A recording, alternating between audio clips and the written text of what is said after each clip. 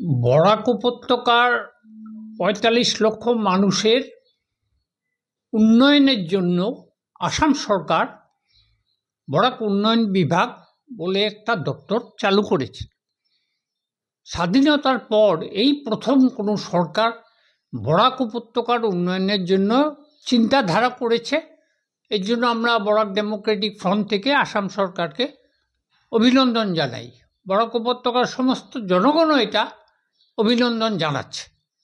কিন্তু আমাদের একটা প্রশ্ন হয়েছে যে এই দপ্তর খোলার পর এখনো পর্যন্ত কোনো ঘোষণা হয়নি এই দপ্তরের কাজকর্ম কি হবে, যেসব উন্নয়নমূলক কাজ করার প্রস্তুতি নেওয়া হবে সেসব ব্যাপারে অর্থ কোথা থেকে আসবে, এসব ব্যাপারে কিন্তু সরকার এখনো কোনো বক্তব্য রাখেনি।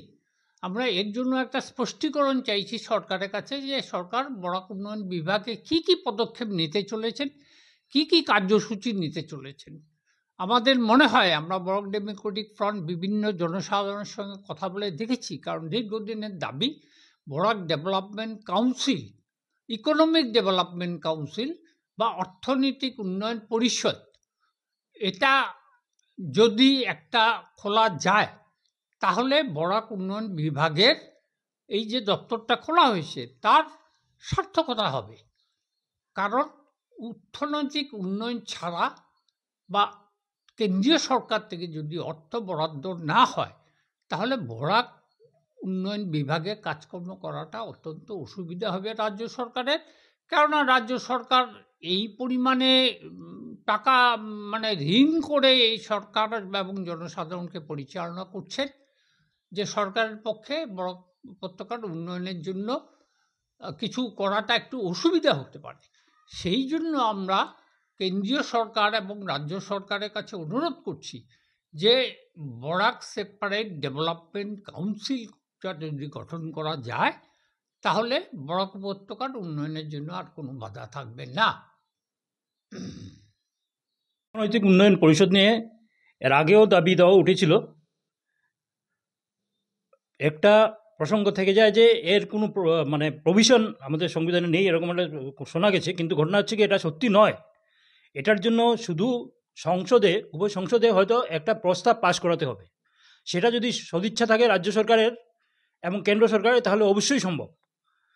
উন্নয়ন পরিষদ, অর্থনৈতিক উন্নয়ন পরিষদ যদি বরাকের জন্য তৈরি হয় তাতে কি হবে, তাতে এখানকার যেসব জনগোষ্ঠী রয়েছেন তাদের সবার প্রতিনিধিত্ব থাকবে, ফলে কোনো জনগোষ্ঠী বঞ্চিত হবেন না।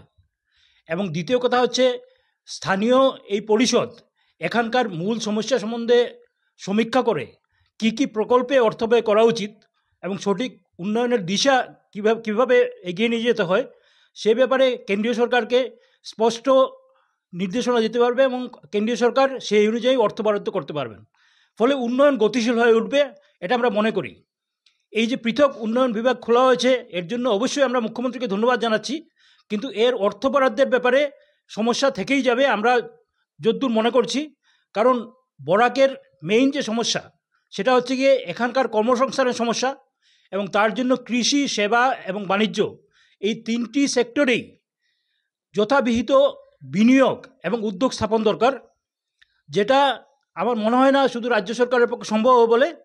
কেন্দ্রীয় সরকারের এই ক্ষেত্রে বরাকের পশ্চাৎপরতা সেটাকে ভেবে এই ব্যাপারে বিনিয়োগ করতে হবে। এবং আরেকটি জিনিস হচ্ছে বরাক উপত্যকার যে ভৌগোলিক অবস্থান এবং বর্তমানে বাংলাদেশ এবং মণিপুরের অস্থির পরিস্থিতির জন্য যে অবস্থা চলছে তাতে এখানকার পরিকাঠামো উন্নয়ন খুবই জরুরি বলে আমরা মনে করি।